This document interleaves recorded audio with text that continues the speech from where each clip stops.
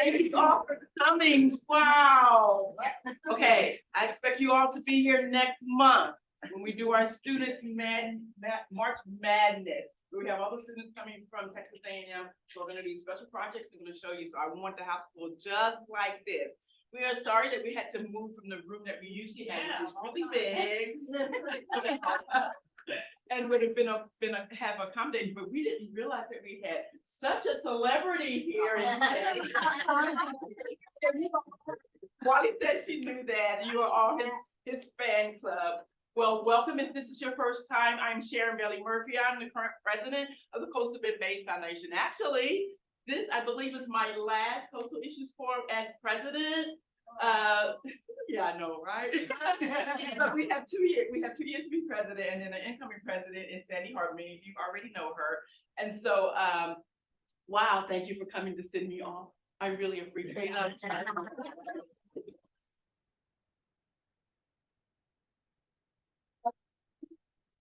Coastal Issues Forum, you know that what we try to do is bring all the diverse environmental things that are happening in our community, which is really, really huge, and bring it in so that you can make educated decisions, can have educated information on what's happening around in our community as far as the environment is concerned.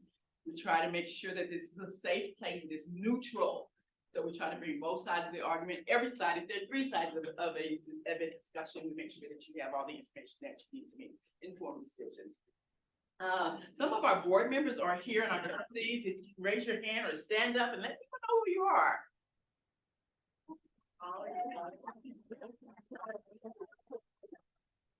If you are a member of the Coastal Bend Foundation, could you raise your hand?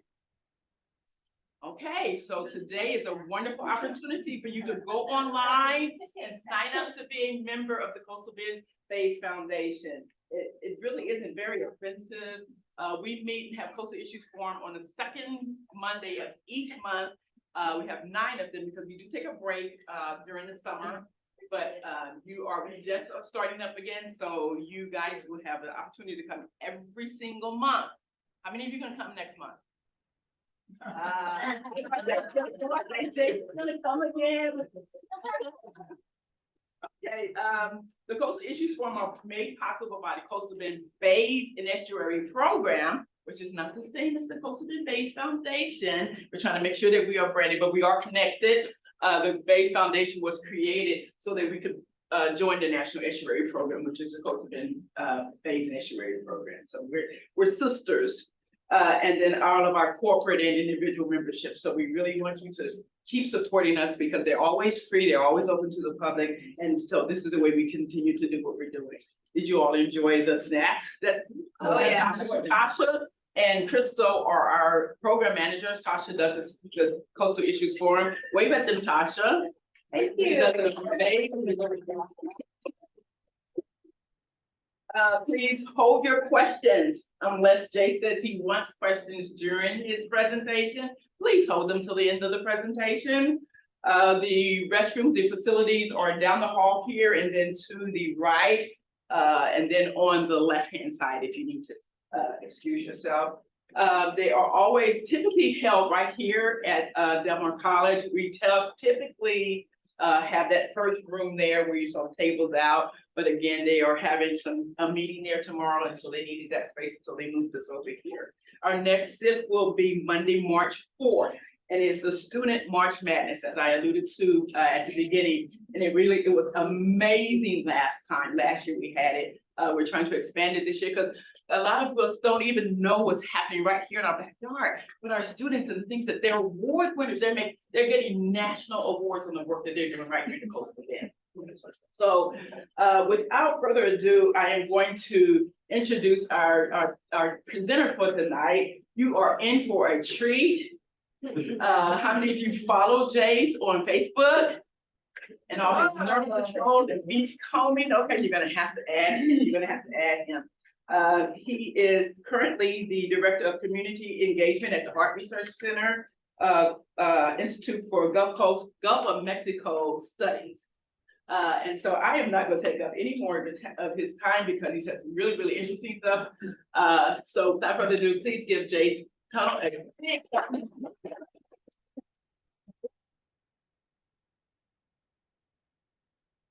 Well, thanks for coming out. I would have dressed up if I known all these people. Shorts.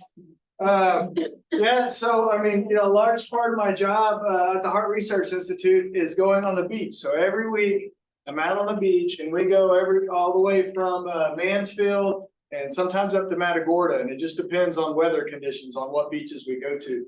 But I've been doing this for about 6 years, going out every week, and we found some interesting things. And so tonight I'm going to try to go through and talk to you about how come we started this up, and then kind of where it's going and what we have coming up next. Since there's so many people, let's wait till the end for questions, so that way we can make it through. And then at the end, I've also brought some of the more common items that we find on the beach, and you can see if you know what they are. Some of y'all that follow us probably will know. But some interesting stuff always. Now, this eel was from last summer. Last summer, we had, this was in the wintertime. We had a couple of these eels that had washed up. And I had actually labeled it. I don't usually tell people this, but I labeled it wrong. It was it labeled as American eel. Well, apparently that's like a world record. So, but I had been talking with some of the folks that knew what eels were. But anyway, within 24 hours, it was on CNN, and so it was too late to change it. And it ended up being in about 500 newspapers. And you know, I just had to put them on the YouTube. I was like, everything about the video is correct, except for it being an American eel. It's actually a king snake eel. And it has an interesting story as well. Only found in the Gulf of Mexico in very deep locations. And so about once a year, we have one that washes up. So anyway, you know, whenever you're in the media all the time, you're gonna say wrong stuff. Okay, this is It's no. Is the flash drive in there? Yeah.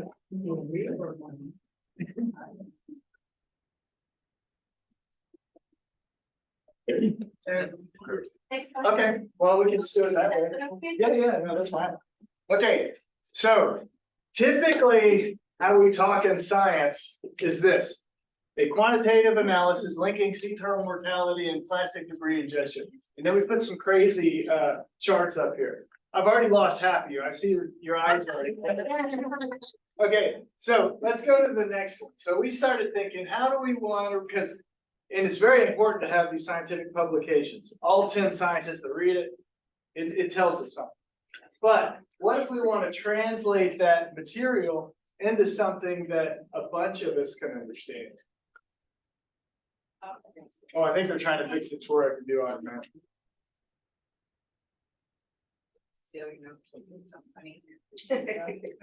Oh, there you go. Okay, oh yeah, here we go. So this says to me. Yeah, sounds good. Okay. Okay, that's fine. So this tells us, okay, go to the next one.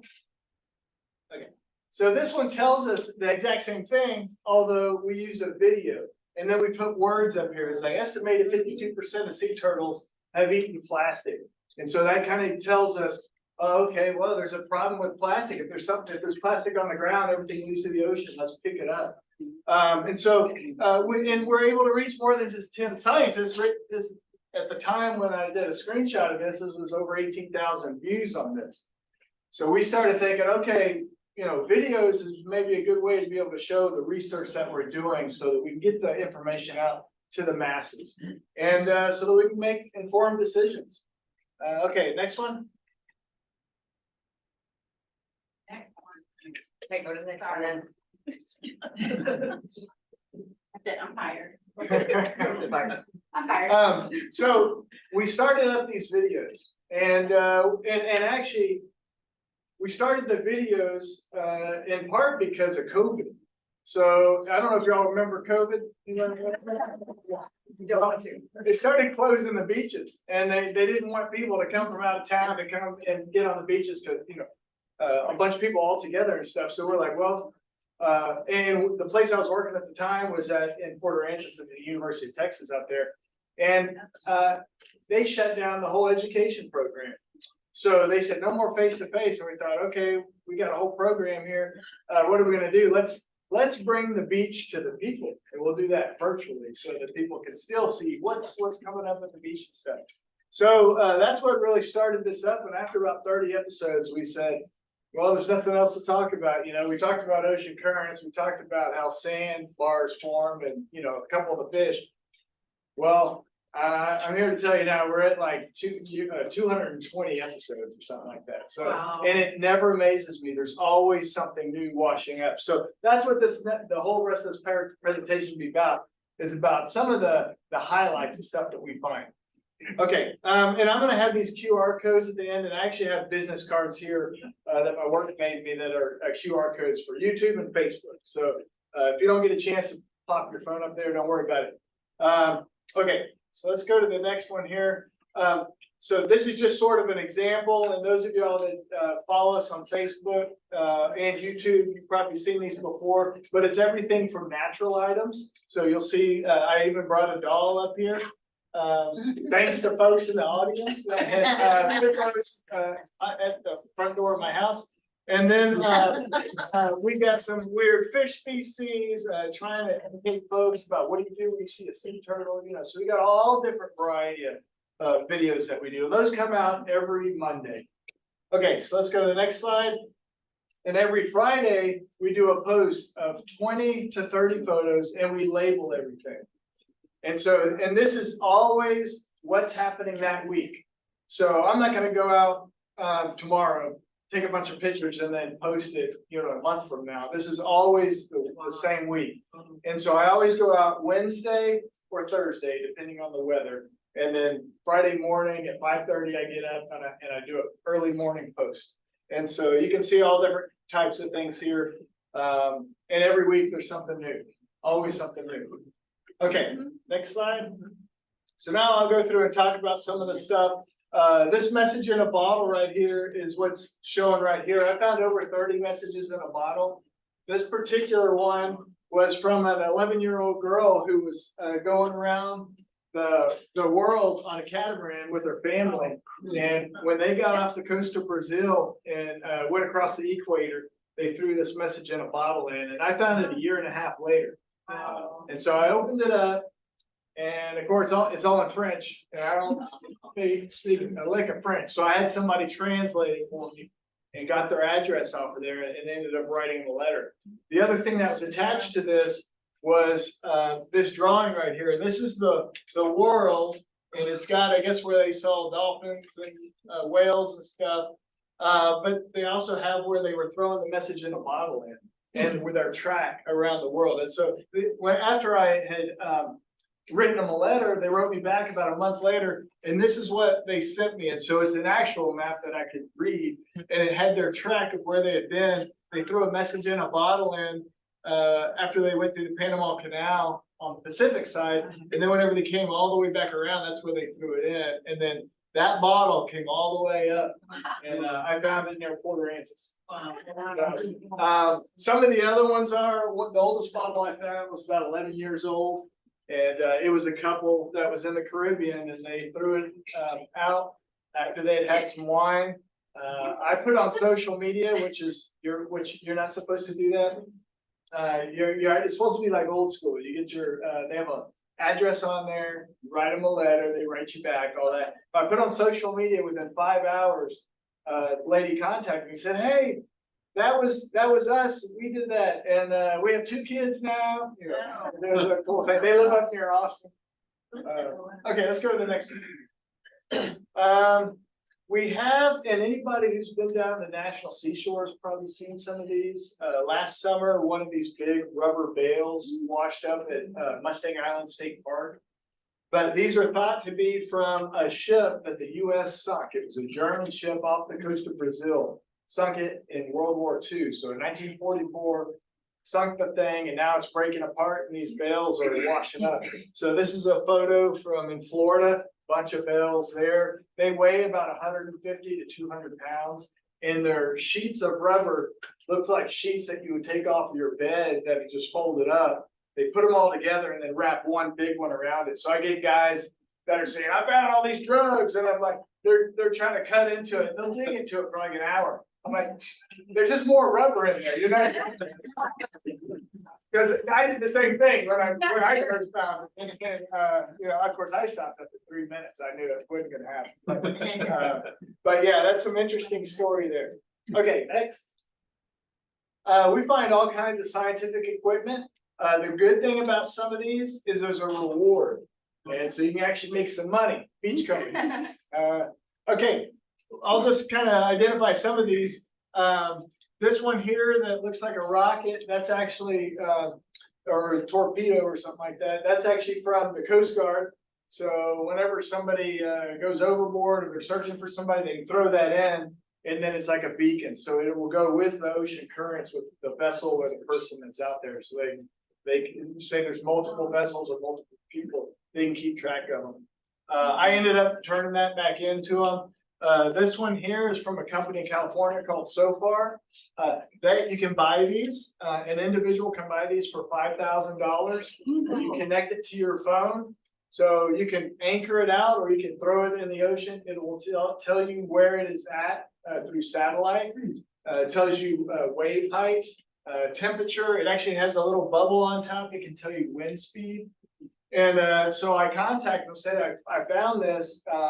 You know, what's the reward? And they were like, we're gonna send you a box with your reward in there. Okay, payday.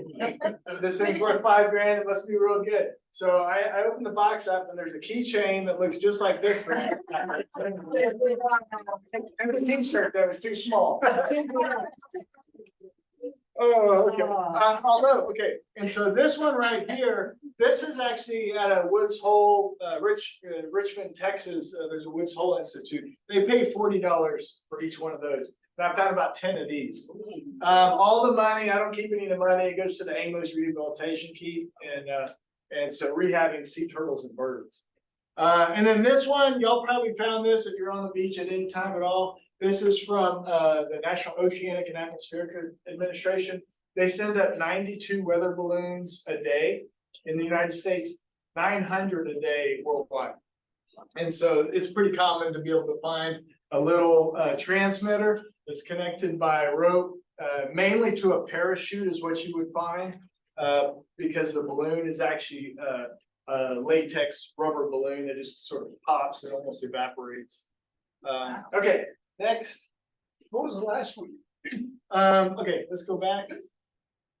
This one? Yeah. So this one has sand that's down in the water, and it has these like wings on it, and it looks similar to that, but that one's sort of broken up and stuff since it's on land, but it uses the ocean currents to get around. And then this was DARPA. The federal government. I found about 5 of these within a 2-week period, and apparently they go put about 100 of those out if there's an oil spill or some kind of storm or something like that, and then they can see, you know, where it's going. Okay, next. Okay, so I have a couple. This isn't my latest one because I have something after this, and I might have to throw in my latest one because I actually give you a map of where you need to be going each time. I know y'all want to see that, right? But what comes like low tide is when you got to go out there, and so that is always the best time of day, and before the sun comes up. I don't know if y'all get on any of the beach cameras and stuff. So I have the Seagull, which is on Mustang Island, and it'll show you a big portion. I look at it for surf report and stuff too. But you open it up right when the sun's coming up, and you'll just see all it looks like ants all over the beach. It's people. They're picking everything up out there. So you got to get out there early. You want to be able to find some stuff. Okay, next. All kinds of fish we find, real interesting. This was like a 7-foot tarpon. Y'all know that Port Aransas used to be called tarpon. That's how many, they used to catch tarpon there all the time, and everybody's like, what happened to the tarpon? Well, every once in a while, we get one that washes up. The scales were like that big, just insane. This is something that you find in freshwater is alligator gar. So normally you find those in freshwater, but you know, it might have been a big flood. Remember, everything in the rivers, everything drains to the ocean and then washes back up. This one right here is a stargazer. And I made a little video about that, and people were like, "Oh, we catch those all the time." I was like, "Well, the thing can shock you and knock you down, and then also has 3 venomous spines, but it's edible." Don't Oh, touch you it, can get an HEB? Okay. don't touch it, don't touch it, but you can eat it. Yeah, yeah. Wear rubber gloves. Okay, and then here's another king snake eel. This was this was about a year before the one blew up on CNN. And then the pufferfish, the striped burrfish. We actually have a video that's going to be coming out about that one. Very interesting. Can gulp air, can get up to about, like if the fish is this big, it can actually gulp air and be that big, which is a defense strategy. So say a shark or something wants to eat it, pops up, and then all of a sudden, the shark doesn't want it. Okay, next. Lots of fishing gear. And one of the most interesting things here, we find gill nets and stuff. This is one with a sea turtle in it. Of course, if we find it with a sea turtle, there's all kinds of stuff that has to be done. Usually we collect the sea turtle. It goes down to Padre Island National Seashore to Dr. Vanna Shaver, where they necropsy it. We actually take parts of the netting with it so that they have that. They're documenting all that stuff. But a lot of illegal stuff. These are called fish aggregating device. FAD is the acronym that you'll hear. This one in particular is from West Africa. So, some people are trying to get those banned. They're for tuna fishing. And so think about if you're in the middle of the ocean, there's nothing out there for cover, right? So anything that's floating out there, even something this small, can get huge, massive amounts of fish around it. They have nets that come off of it and ropes, which the little fish get around. And then what is the little fish? The big fish. So tuna will just circle around this thing. And this beacon right here tells the fishermen where it's at. And then they just put a huge net around the whole thing and then scoop it up. And so this one, we know it's from West Africa because it will have 2 letters on it, which are the country code. And then it has a series of numbers. So we know who the owner is as well. So there's a group in Florida that keeps track of these. Now this one is just a big piece, and we find several of these a year, but it's just a big piece of plastic, hard plastic. This one here is homemade, so it's a metal frame that has a bunch of air-filled buckets in it, and then it's got netting around it, and then they have nets and stuff that hang off of it. But it does the exact same thing. And so we find them made out of all kinds of stuff. And then, whenever we find crab tracks, this is probably just a total accident for it to be out there. But we consider nets and crab traps and stuff like that ghost fishing because it's still fishing. It's still catching stuff if it's out in the water. I've actually, at the Ark one time, we had one of these that was up on land and there was a Cooper's hawk that was stuck in it. Because it was trying to get the crabs out of it that were dead inside of it. So, these things keep catching even when they're not in use. So we want to get those off the beach, and get them into a place where animals can't be caught. And okay, next. All kinds of fishing floats. I think some of the coolest fishing floats I found are these metal ones. I found about 8 of those. They don't make them anymore. They're from Europe. And depending on the quality, and I don't think I have a real good quality one, because if they're high quality, they're worth $100 on eBay. So How much? 800? 800. Yeah. And if you're interested, I'll sell you one for 300. Okay. We do know some of these floats that come in. There are certain countries that use certain materials. The fishermen use certain materials from that country, like. I don't have a picture of it here, but there's white foam blocks that will all be together and they'll have a blue rope. And so those, we know that's coming from Brazil. This particular one, people always think, oh, you found a bunch of drugs up there. No, there's just styrofoam in there. And it's, wrapped. We don't know where those come from, but we do find a lot of them. And there's not a lot of growth on it, so maybe just Mexico. I mean, some of the stuff that has a lot of growth on it, you could travel a long way and stuff. But these are long lines, so there'll be fishing lines that go way out that have hooks all along them. And these will mark the ends of them and they'll have flags on them. So the fishermen can see where the ends are. So long line markers. And then crab traps. And there's a couple of different of these buoys here. If they have X, it's for a certain species that they're catching. If it has a C, it's another species that they're catching. So you can actually tell what they're fishing for based on the letter that's on the styrofoam ball. And lobster is the other one. So lobster, stone crab, and blue crab. Okay, next. Egg casings, and I actually brought some of these up here today.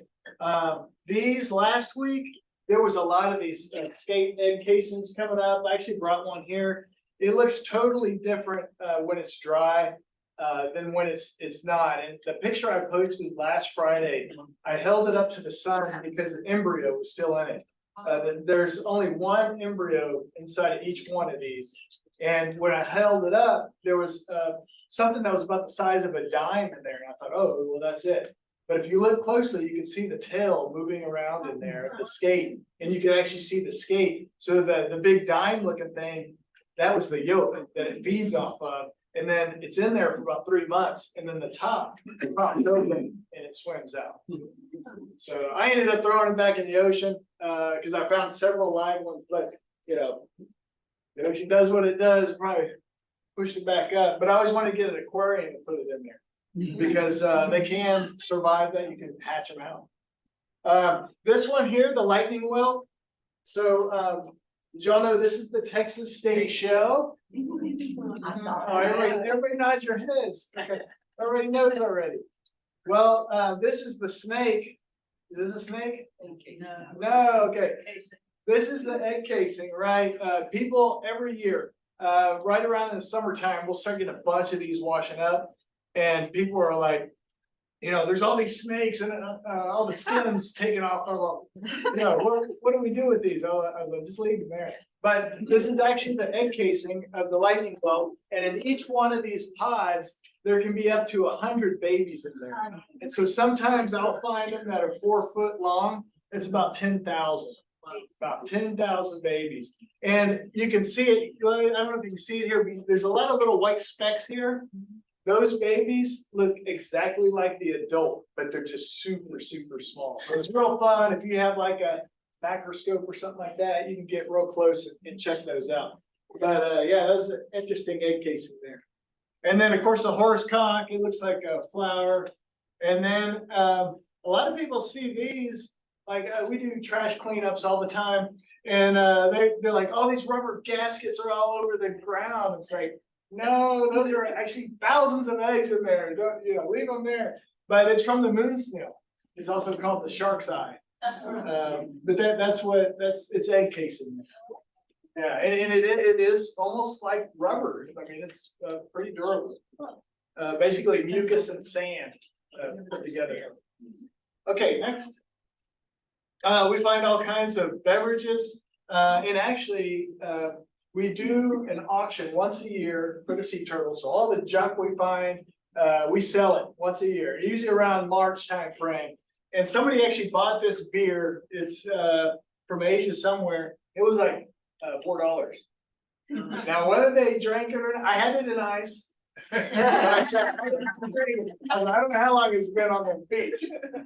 But then a pennywort drink.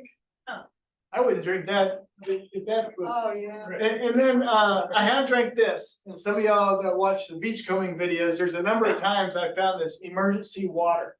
So you can open up that blue bag, and they're in all different colored bags you can find, but they're for ships out in the ocean. They've got this emergency water. You can break that open, and then there's small little bags inside of there that are 1 to 2 ounces of water. And so I've drank those before. And I'm still here. So, but the Cokes, we'll find cases of those. This one in particular, it says for maritime use only, not for resale, all that. So I guess it's just for shipping, which I thought interesting. Okay, let's go to the next one. Disasters. Disasters are an incredible, well, it's kind of sad time, but an incredible time to be out on the beach.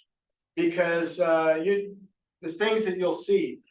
This here, y'all remember in 2021 in February, we had a really bad freeze. A lot of sea turtles were washing up. I think at the ark out here, ended up getting about 1,400 sea turtles and within like a 5-day period. Like a lot of work. But the other thing that came in was these are the striped birdfish, you know, the puffer fish. These are all those right there, mixed in with some hard heads, and there were several other species in there. But who would have known there were that many puffer fish? This is at Port Aransas right there. So this was right along Charlie's pasture. This last summer, the tar, I had not seen tar that bad since probably the 80s or something. I mean, it was real bad. The shoes, everything just had tar on it. My shower, I get in my shower. I'm like, who put tar in here? Oh, that was me. That was my shoe. A paraffin wax. Every once in a while, we'll find all this wax. This wax is shipped in containers on ships, and they wash the containers out whenever they're offshore, and we get the paraffin wax that washes up. And we'll see that a couple times a year. This is real white. Normally, it's like a yellowish looking color. And then, of course, red tide. I don't know if anybody's been here with red tide, but usually big fish kills, and man, it stinks. Oh, the smell is just horrible. And then, you know, not just the fish, but then the toxins that are being released. It's, you know, it makes you cough. Okay, next. So at some stage of a turtle's life, which is very young, they like to take bites out of everything. And there's also triggerfish. Triggerfish do something very similar, where they're taking bites. Triggerfish, you can tell the difference because in the diamond, there will be a little tab. That little tab is their teeth, where their teeth are separated. So you can tell the difference. It is hard to tell, but you can tell the difference between sea turtle and the triggerfish. But look at this, with the purse, sunscreen, soles of shoes. I mean, you can go out there and find bites of anything. And then every once in a while you'll find like a little diamond shaped piece of plastic or rubber or something like that.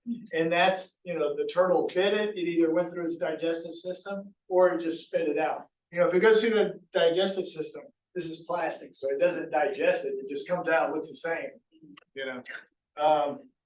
But anyway, some of the stuff that we find, it's unfortunate that you see that.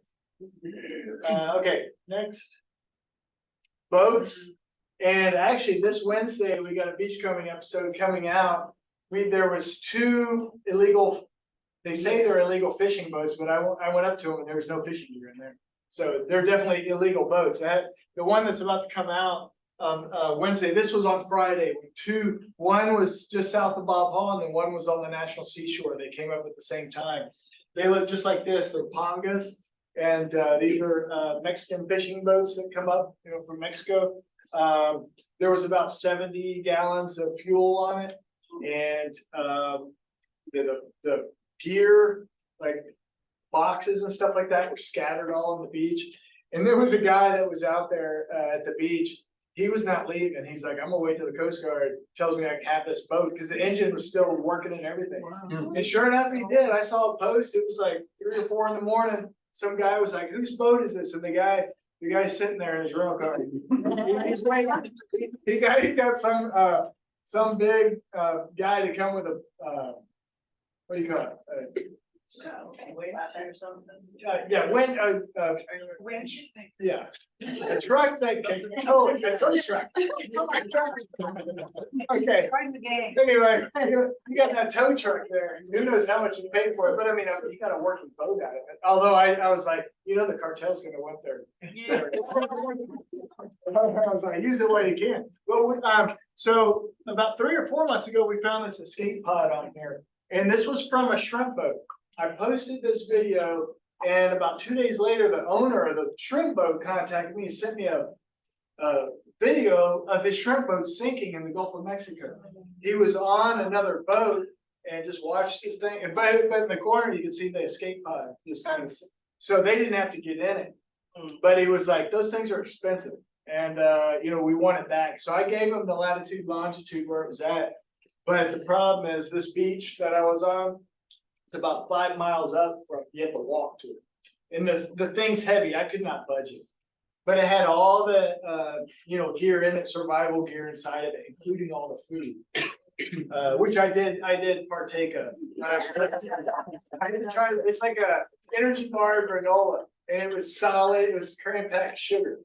It was good, it gave me energy to, because I ride my bike over some of these areas, so it gave me energy to get back. This Cuban boat here, this came up last summer as well. The migrants that were on there was 12 migrants on there. They were rescued from a ship off of Galveston, and the Coast Guard got them from there. But they were just trying to go from Cuba to Mexico. And if you look at Cuba and how close Mexico is, it's real close. But the problem is there's a loop current. And so that current just took them up directly to Louisiana. And then that's where they got picked up, was off of Louisiana. And then about 2 weeks later, the boat showed up by Balboa Pier.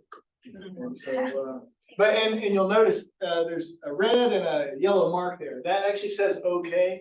So when the Coast Guard rescues somebody, they put okay on it. And so that they know, the people are safe that were rescued. Okay, next. Lots of animal rescues. Some I would do again. Some I wouldn't. This one I would never do again. Yeah, that one in the middle here broke my watch. It was in the same spot for 7 days. And I thought, okay, this thing is like basically dead. We need to rescue it, feed it, bring it back to life. And so I went on YouTube and I watched a video of this 12-year-old kid catching it. And he threw a towel over his head and just picked it up. Of course, that was a 3-foot one. This was 5.5 foot. So anyway, we get up to it and I threw the towel over. The thing didn't even move. And I was like, we're golden. So I jump on it. Immediately it starts growling like a bear, doing a death roll with its mouth open. It popped it. This is not the thing that the other watch has done. It broke. And by the time it went all the way around and I was screaming, I put my hand on its head and we were able to tape it up and then finally get it back.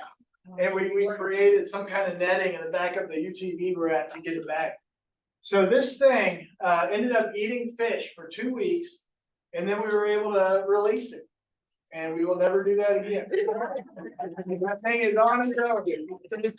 But we sharks walked up on a shark. I was just gonna pick it up for looks, and the thing was like alive, and ended up throwing it back in, and then I can't tell you how many hundreds and hundreds of sea turtles because of cold static events and all that kind of stuff. But lots of rescues, and same with birds. Now this pelican, any of y'all that have ever rescued like a pelican, they have lice all over them. Yeah, and so by the time you get back to where you're going, you're just like itching, and you just have lice crawling all over. Although apparently they say the lice isn't the same as like you can get in your hair or something like that. Although it looks like it, it feels like it, but it doesn't. Okay, next. Okay. I know this is what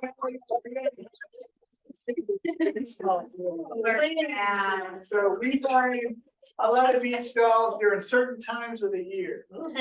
And springtime, like it's coming up. So all y'all that like dolls, March, April timeframe is when we find the majority of them. And why do you think that is? Ocean? Yeah, spring break. I heard somebody say spring break. No, but the ocean currents. So the way that I already talked to you about the loop current that comes up around Mexico and it goes back down around Florida and up in the Gulf Stream, but it creates these eddies. Anything in that can push up to our coastline. And we find 10 times the amount of trash on our Texas beaches than any other state in the Gulf of Mexico. Wow. We've done studies on this, 2-year-long studies, and it has to do with that loop current. We find stuff from all over the world washing up. But in March and April, we get real strong southeast winds. So we get these eddies out there, and it just pushes stuff up. So messages in a bottle are another thing that starts washing. So this March, April timeframe is a real good time to go beach combing. Okay, let's go to the next one. Okay, so beach dolls, you might have seen. I don't know if y'all have heard of this guy, John Oliver. I had not heard of this guy until he contacted me about wanting photos of all these dolls that we had, and video and everything else. And so he ended up doing he's a comedian on HBO. If you can just type in beach dolls, John Oliver or something, it'll come up. But if you don't like cussing, don't watch it. He's got a crude mouth, but he's hilarious. So 10 minutes he goes along, he's talking about these dolls, and I'm sitting there trying to talk to him about, oh yeah, you know, it's the science, it's the loop current. He's all, who cares? He's all, there's some 4,000-year-old girl out there trying to haunt us. You know, they're wearing these dolls. And so he's like, I'll give you $10,000 for the dolls that you have. And I had 12 at the time. And so I said, okay, let's do it. So he ended up sending a courier down from San Antonio with a box. And I walked out with a bucket of dolls to this guy. He had no idea what was being done. And he started bubble wrapping each one. He's excuse me for asking, but what's the deal with these? He said, this is an expensive service. He's I'm driving these back up to San Antonio. I'm getting on a plane and flying up to New York City. I don't know, this guy's paying me 10 grand for them. But he ended up sending me a check for $10,000 that all went to the English rehabilitation. So anyway, okay, let's go to the next one. Okay, now one thing people always want to know, have I ever found money? And the answer is yes. And so sometimes it's in messages in a bottle. I've found a couple that way because there actually is an etiquette. If you're doing a message in a bottle, which I don't ever suggest anybody throw anything into the ocean, but if you just had to do it, put money in there and you put your address. And so the money's supposed to be able to pay for postage when you write your letter. You're not supposed to put your cell phone, you're not supposed to put email or anything like that. But you know, a real letter. Sometimes I find these messages in a bottle that say help. There's nothing else. So putting money, even if you don't even put a letter in there, just put money. That's all we really care. Yeah. Now I have found a little purse one time and it had 10 gourds in there. And so that's from Haiti. And so I'm assuming that's worth about a quarter of a penny, maybe. I don't know. So I'm not retiring on that. But last summer, I found a safe, a century safe, about this big. And I had to dig it out. Once I dug it out, I rolled it over and you could hear ka-plunk, ka-plunk. You could hear something in there. And I thought, payday. And it was so heavy, I couldn't pick it up myself. So my son was with me. We got it, we picked it up, brought it back to the house. It took an hour to open it up. We had electric saws, sledgehammers, crowbars. And finally we got in there and I was able to open it up. And I reached in and I grabbed the package out. And you know what it was? It was a drying gel packet. To keep your shoes dry. It's worthless. You know what I'm talking about? The gel packet? Okay. Nobody's impressed by that. You know, I wish it was a gold bar. So that's what I was saying. Okay, next. No. One up.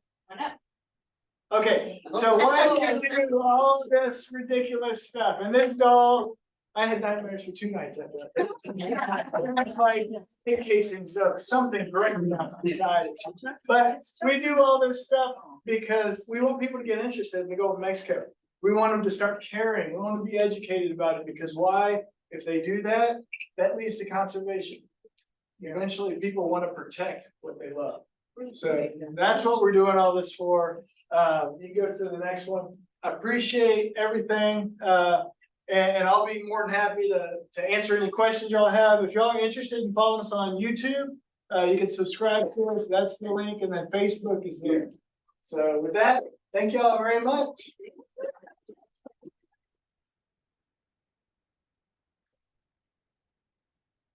Yes. Yeah. You were talking about the tar and how bad it was, and I was trying to figure out why. Was it because we have so much heat? Did it get so warm that it? So there are Loosens natural up? seeps in the Gulf Yeah. of Mexico. And so I always call the Texas General Land Office, Oil Spill Division. That's who I contact and say, hey, we got this coming up out here. So they were out there multiple times.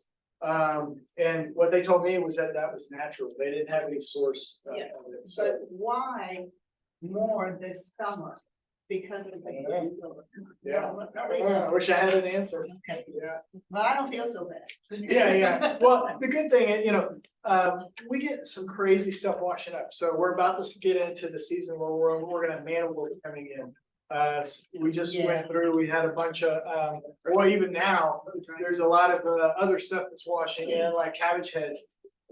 That will be there for a day or a week, boom, it's totally gone. Something else will be coming in. So we always tell people, like, you go out there right now, there's no time. So things just change all the time. If we find one of those scientific articles, where do we go or who do we call? Scientific article. Yeah,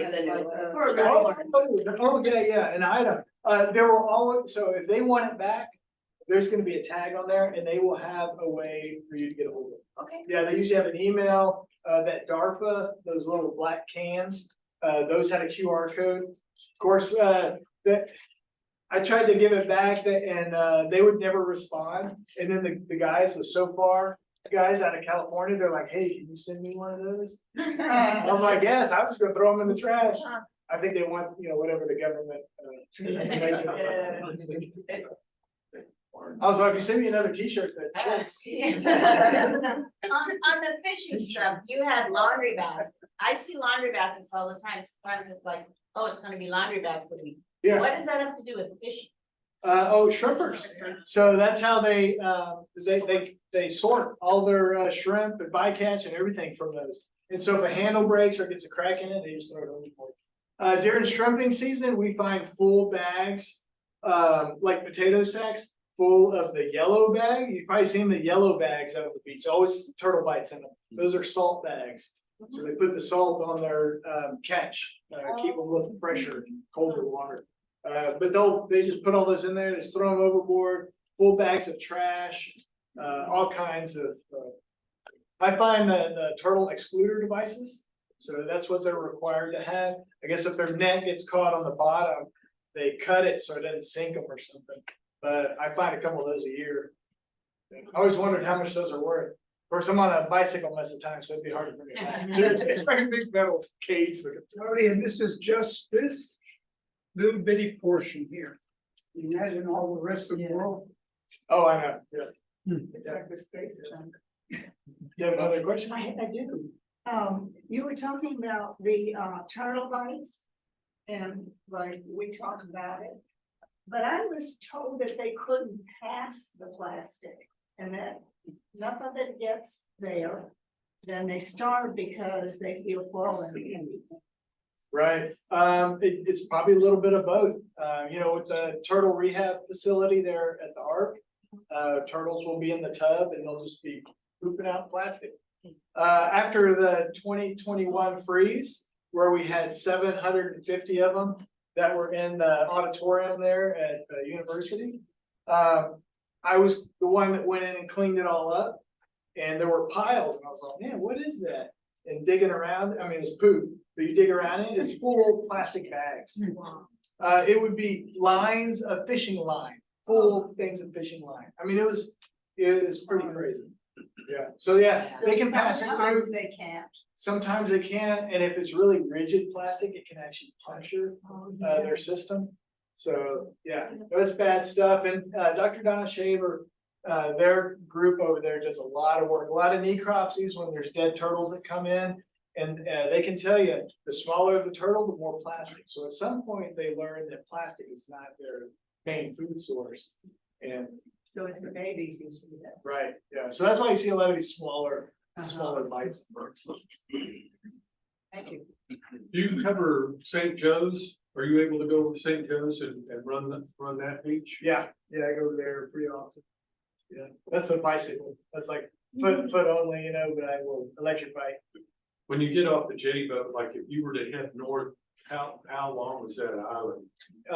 The whole island is 20 miles. The first fence line's at 8 miles, and that's usually where people turn around. I have an extra battery and I have an agreement with the ranch to go the full 20. But the majority of the stuff honestly is within the first 3 miles. So people are always like, I want to go all the way up there. I'm like, well, all the stuff's right here. You get up, you almost don't even need a bike. But that's where a lot of the good stuff is that first portion. Yeah, because there's actually fence lines you would have to go through, and they patrol the ranch pretty often. Now, there is the Texas Open Beaches Act, but their fence lines go all the way into the water to keep the cattle. It's a working cattle ranch called San Jose Cattle Company. And so, you know, I don't know what the rules are about going through fence lines.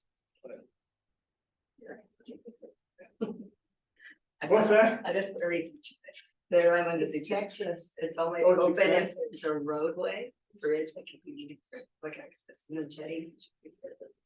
So you can go through? No, Oh, you can, okay, Yeah. so but you can go 8 miles up. I mean, that's a good distance, because now you're talking 16-mile bike ride.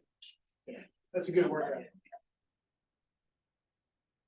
Is it okay to use metal detector on the beach? It is, unless you're in the National Seashore, they don't allow it in the National Seashore, but yeah, you can pick up as many nails as you want. Trust me, I've done it. When my kids were younger, I got them a little $100 one, and you would not believe how many nails they found. I actually did find a nickel too one time, but by far it was like 200 nails. Because people take the pallets out there, they burn them, Oh. and then the storm surge comes out, takes it back, scatters them all over the beach, and so and it gets this growth, like rust does. this Yeah. growth. So it's even hard to tell what it is, but there's so many nails. Thanks. Yeah. Any other questions? Yes. You ever look for nurdles or find large quantities? Yeah, so Nurdle Patrol is the other thing that I'm kind of running. And that's a citizen science project where we go out and we find plastic pellets that are washing up at the beach. And so you can go out right here at Mustang Island, and it's not uncommon to find 50 to 100 in a 10-minute period. That's how many there are. But it's the raw material to almost everything plastic that we use. And it's just that there's a number of different ways how they get out, but you know, at the manufacturing site or during transportation, to and from the manufacturer to the factory that's going to melt all the plastic down and put color to it, make it to a product. And then there's big spills off of ships and stuff like that that are less common. But it's just this chronic everyday problem of being sloppy. And then when it rains, these things are lightweight or windy. You know, it rains and it gets in storm water. Harris Creek, into the bay, then the ocean, then it back up on our beaches. Are they lots of different colors or are they just non? Yeah, lots of different colors. We find every color. The most common one you'll find is like opaque to white. Where do you find the most coral? Washed up? I found, you know, I was on the National Seashore a couple of weeks ago. I was finding little bitty ones. I find big chunks of it after big storm events, and that can be anywhere really. No trend. No tree. Okay, gotcha. I mean, yeah, I think the nearest coral reef that you'd find like that is probably the Flower Garden Banks, about 100 miles out. It's 75 feet of water. It always amazes me. I'm like, where did this come from? You know, it's like, I mean, I've found big chunks. I've also found 3 bowling balls. And where did that come from? Have you ever considered, like, letting people pay to accompany you on your beachcombing? Every once in a while we do that. There'll be a fundraiser and we'll say, yeah, a day with Jace Tunnell out on the beach. And there's a Harvey Wild Sportsman Award or something, and they have a big event every year at Welder Wildlife Ranch. And we would do that. And so I want to say like 5 years in a row, people were paying like $500 each. Only one time did somebody call me up and say, hey, I want to go. And I told them I had lunch for them, drinks and all that. But yeah, people would buy it just to donate it. Yeah, well, and so when I was doing that, I was working for the University of Texas Marine Science Institute for it, and I had a UTV. Now I'm on a bicycle and saying, well, who's going to pay to do that? Although one of the things we also do, depending on weather, and I can do this anytime, is I drive down to Mansfield. So I drive 60 miles down the beach, down the National Seashore. That's always an experience if you haven't been able to do that. But that's also something we could do. When I went a few weeks ago, somebody went with me. We'd stop every couple of miles and we found all kinds of ridiculous things in them. Like cool stuff. Real cool. Yes, With like such a following and more people actively beachcombing on their own, is there like a way they could, I guess, give you information, or if they start seeing things that are like plastic, is there ways that they could collect data for that and it be used? yeah, I suppose? definitely Nurdle Patrol. So nurdlepatrol.org. That's where you can go if you want to get part of that, be a part of that plastic data collecting crew. That's a whole citizen science. There's over 10,000 volunteers involved in that. It's in 26 countries. That's like a huge deal. Over 20,000 surveys have been done around the world. That's a big one. And so that's a good one to get involved in. With beachcombing, yes, if you see something cool on the beach, please send it to me and tell me where you're at, and I will go to it. That's how I find some of the stuff. That eel that I mislabeled that almost ruined my career. Somebody put that on Facebook and told me the mile marker, and I went over there. Learned my lesson the hard way. But yeah, if you ever find something cool, look me up on Facebook and send me any. Every week, people are sending me stuff saying, "What is this? What is this?" And, most of the time I know, sometimes I don't. Sometimes I got to go ask professionals that work at the Harte Research Institute or something like that. So, okay. One more quick question. I think it was after we had a beach cleanup and like within a couple of weeks after I went out and drove it just to see if it was going to be safe or not, because there was a lot of wood debris and nails and all that, stairways and house framing. But there were things like washing machines. Right? Washing machines don't float, right? So how did they get all the way? And that was sort of from up in Bolivar. Did it just tumble along the bottom with the currents, or what? I guess so, because I find well, in refrigerators, I guess they have insulation. But yeah, I find that stuff too. Who knows? No idea. The ocean is wow. One last question. Yeah. We're gonna get a visual of those locations to look for. Oh, yeah. Here, let me, okay, while you're closing it out, anybody who wants to, I'm gonna throw a map up here. And then y'all can come up here after it, because I know some people probably want to go. And then, on our, explanation of what you're gonna be doing tonight, the final question was, what can the communities do to help? And so, other than joining the Nerdle Patrol, where it's this kind of stuff here, and that's not littering ourselves, are there other things that the community can do? These people here that. Yeah, well, if you're out beachcombing, and I do this too, there's certain types of debris like trash.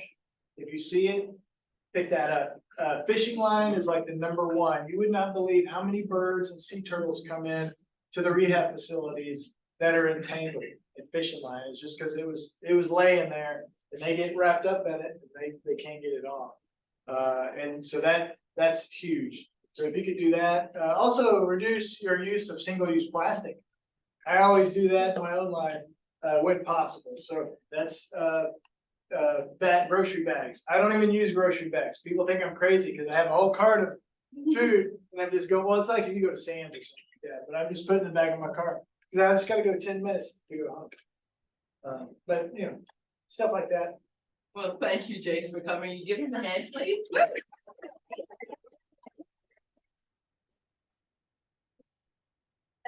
Do a presentation on your Nerdle Patrol. Okay? Okay. Oh yeah, I got that too.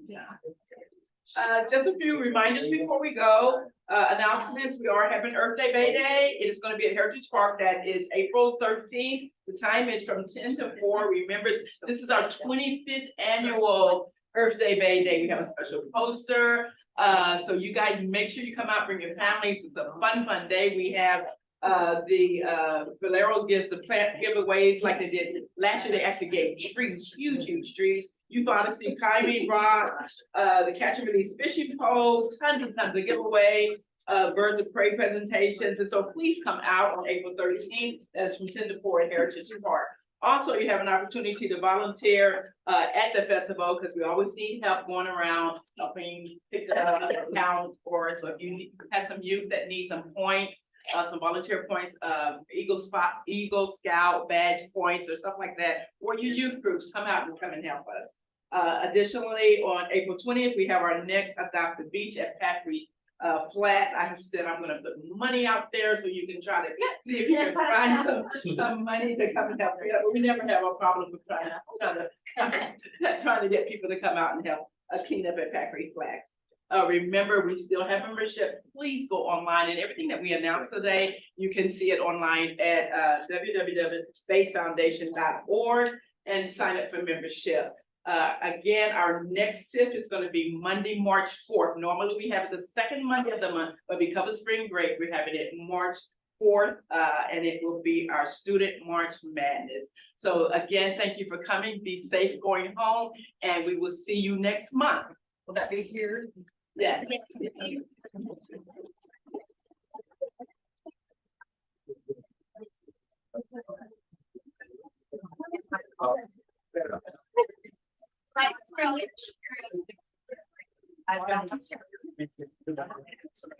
We probably do the same thing.